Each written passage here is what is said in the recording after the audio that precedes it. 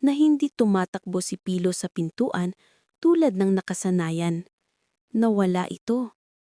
Kinabahan si Mang Rene at agad na naghanap.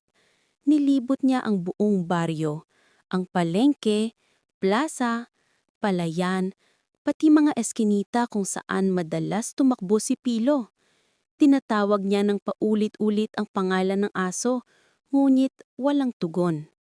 Habang lumilipas ang oras, lalong bumibigat ang pakiramdam niya. Habang papalubog ang araw, napagod na si Mang Rene. Pinili niyang umuwi na lamang kahit masakit sa loob niyang hindi nakita ang kanyang alaga. Tahimik siyang naglalakad pa uwi, dala ang lungkot at pag-aalala. Ngunit pagdating niya sa may kanto, may isang batang humabol at nagsabing, "Manong, nakita ko po si Pilo. Nasa kainan po sa may plaza.